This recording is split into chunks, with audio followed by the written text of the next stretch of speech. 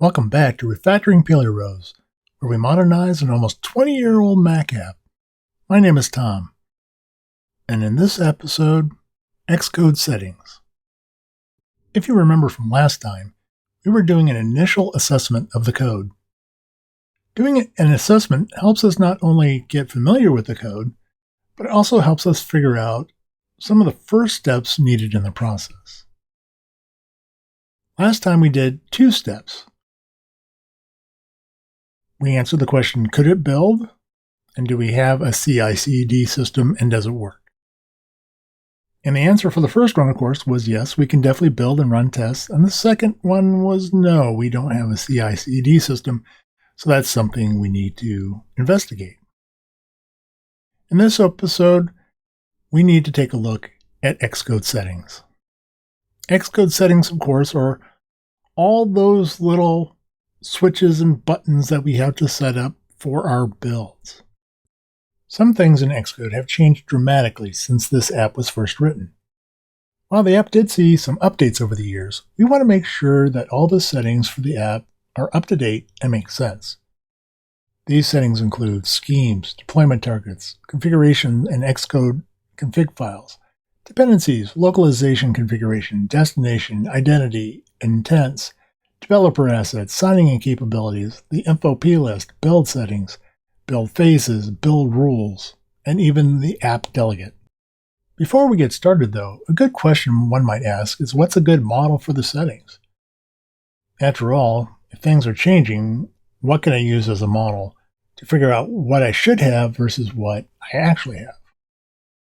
A simplistic answer is a default app built by Xcode. So let's go ahead and create one. Okay, from Xcode, let's start a new project.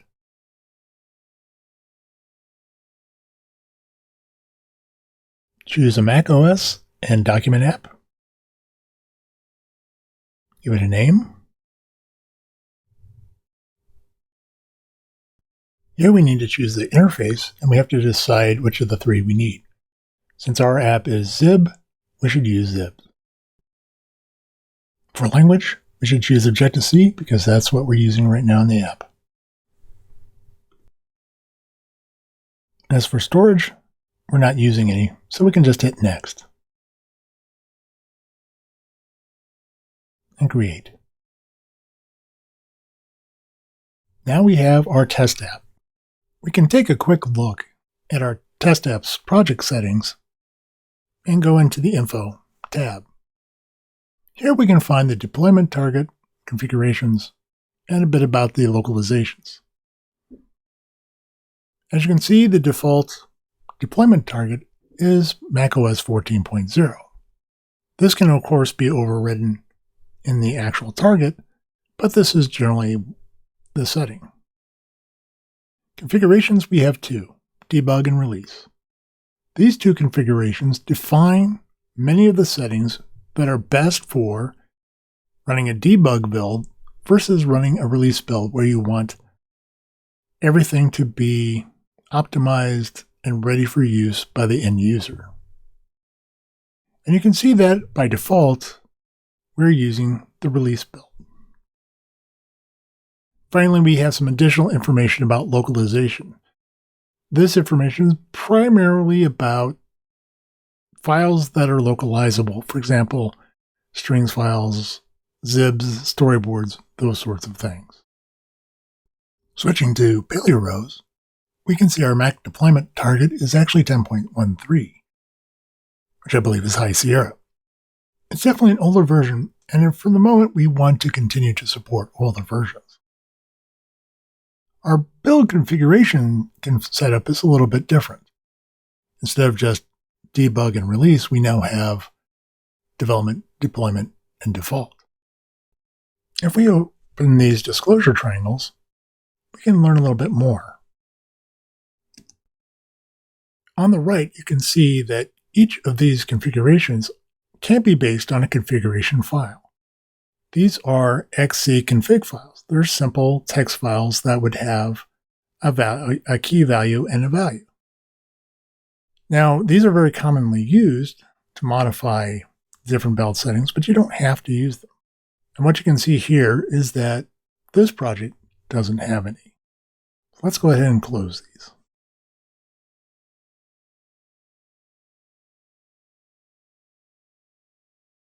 So in the last section, we can see that we have some localization, but appears to be deprecated.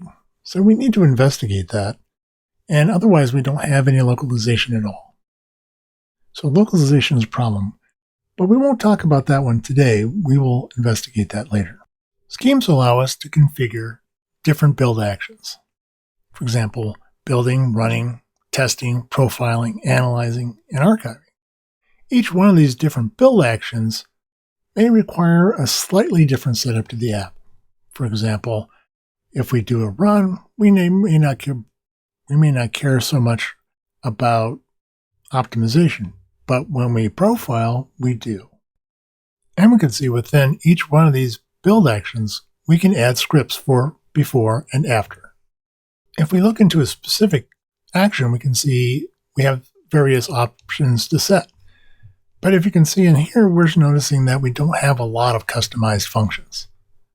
We have a few diagnostics turned on, but not that much. Indeed, each action may have a different set of configurations. Let's check out our app to see what we have. Let's check out our scheme in PaleoRose.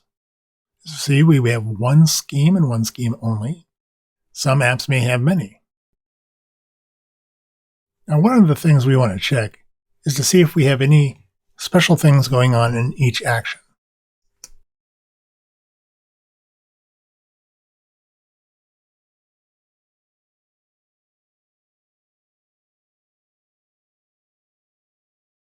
It looks like we don't have any scripts. That's pretty typical. So let's close these up, and then we can look at a couple of specific actions. Looking at the Info tab, there's really nothing different there. Same with arguments. Options look pretty normal. And even diagnostics pretty much looks the same.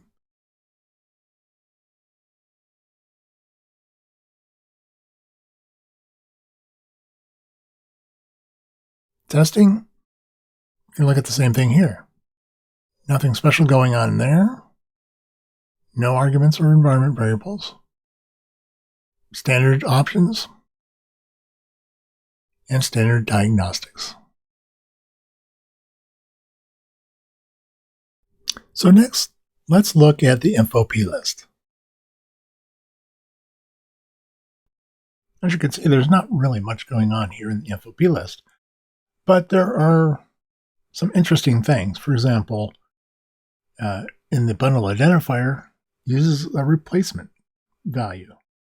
So it's looking for a value called the product bundle identifier to set that bundle identifier. Otherwise, it's pretty simple. So if we look in our test app, we see that there's a lot more replacement values. So that's something we should take care of. We should do something more like what we're doing in this test app. Okay, so let's make a note to modernize the info plist.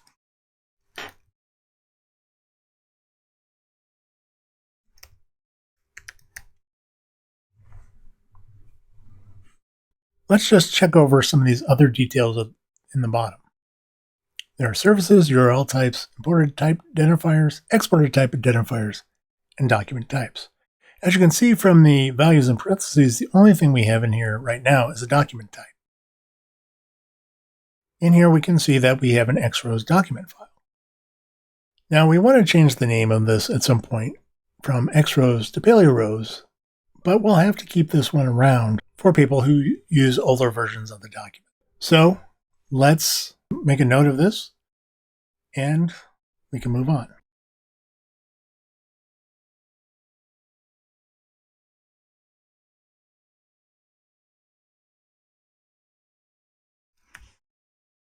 Now we're going to move on to build settings. Build settings is probably the most complex piece of setting up your project.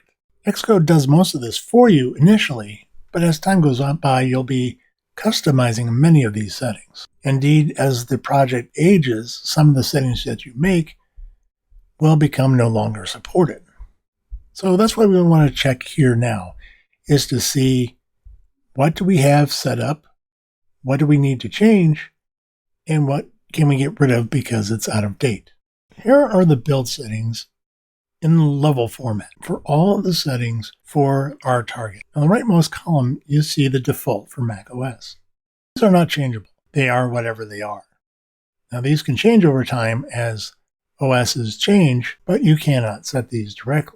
The next level, the second from the right, is the project level settings. So that's what you would set for the top level project. These settings are a little bit more general, and they should be very similar from project to project. The next column, the second from the left, is the exact settings that we have chosen for our target. So if it's got this color background and it's highlighted, that is something we customized from a value to the right. So if you scroll down, you'll see various places where the values have been customized. The final column on the left is what it's finally resolved to. These are the actual settings that your project is using for your builds. Whatever these are set to, this is what they compile down to, and this is what is being used. So now we have the context. We could spend some time going through each and every thing in here and compare it against our new test project. But we really don't want to do that. It's something we have to do manually, but we don't want to do it here in this presentation. So let's just take a look at a couple of things here that are important to look at. I'm going to go all the way down to the bottom. We have user-defined settings. These are settings that are there for one of two reasons.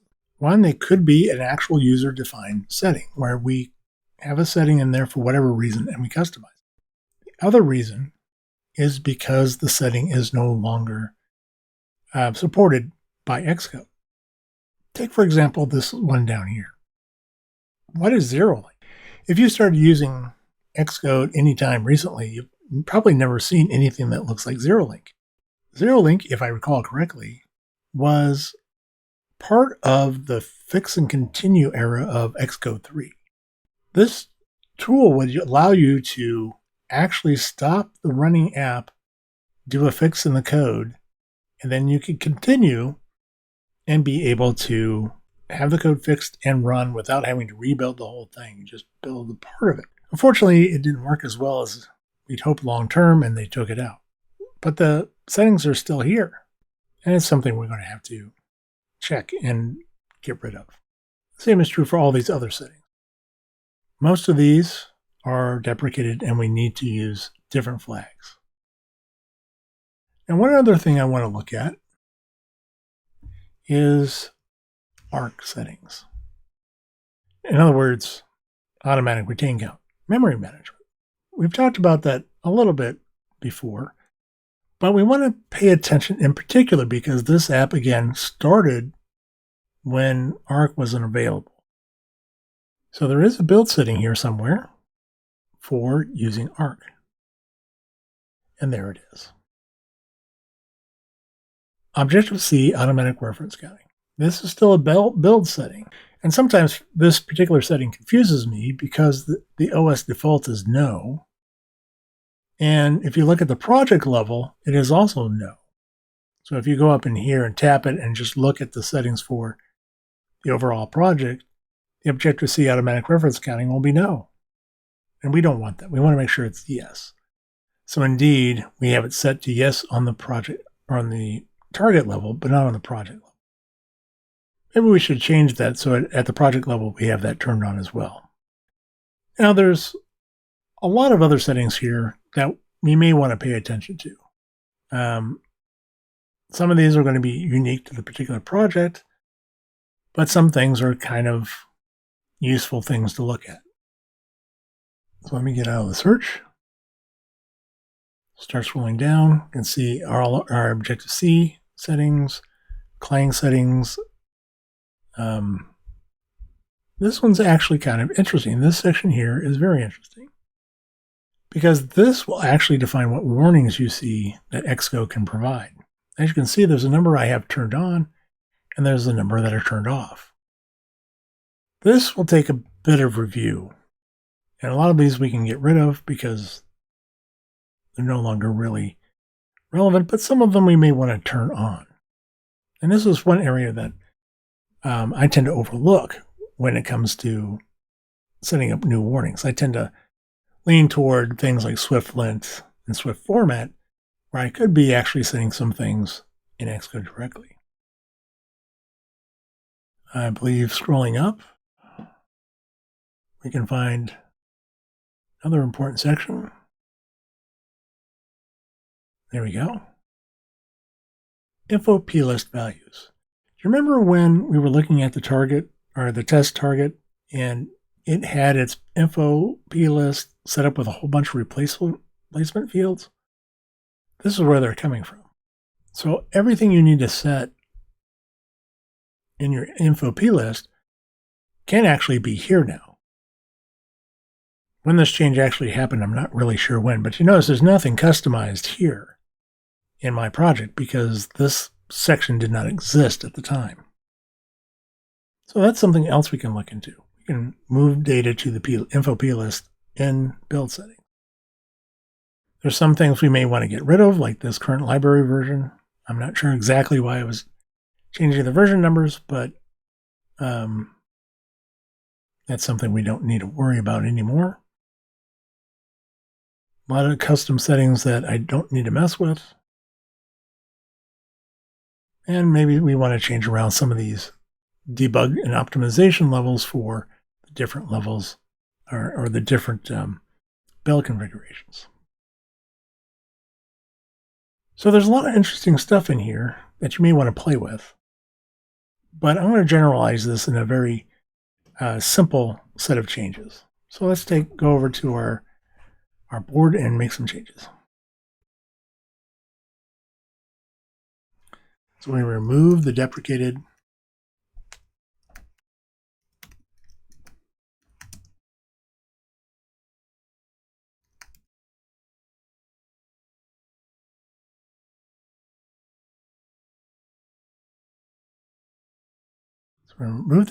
build settings. We want to update warnings.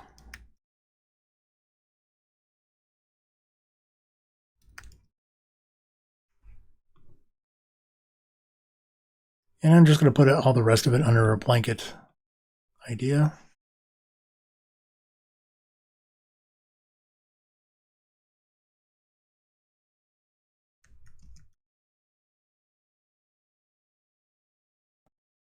We also have build phases.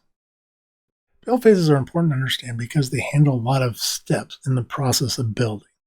Unlike settings where it's setting up settings, this is actually going through the process. As you can see, we have no dependencies. There's no libraries that are being used. We don't have any build tools. We do have 55 headers. We copy 33 items into our bundle resources. We have 54 compile time items. So those are Objective-C files. Most of these headers, by the way, are Objective-C header files. We do support linking to 3 libraries in the OS. And then we have this empty copy file. We can probably get rid of that as well. So these are very important steps. You want to make sure that you understand any kind of step in here that's out of the ordinary. What's going on with this copy file, for example? Would you have any kind of build scripts going on, for example? Firebase may require you to have a build script that configures Firebase for you. Things like that. But as you can see here, we have a very simple set of build phases. And finally, build rules. These will actually change as you make changes to your project. If you added Swift, there will be some other things in here that are Swift. Chances are you'll never touch anything in here at all. There's a couple of interesting ones at the top. Both can be deleted for some reason, but they're probably not something I want to change. So this is a list of everything that happens to certain types of files. You may have to get in here and change something if you have a unique file type. But as of right now, I don't see anything unusual in here that we need to worry about. Okay, getting back to our app assessment list, we've now finished a quick look at the Xcode settings. So we're going to stop here for today, and then we're going to pick up all the rest of the categories in the next time. Now, it seems like these other categories are going to take a long time to talk about, but it turns out, given the simplicity of the app and the age of the app, we have very little to discuss on the rest of these individual topics. So I hope you managed to learn something today with refactoring PaleoRose. And next time, we're going to finish up the initial assessment, and then we can start making changes. Hope to see you again. Bye now.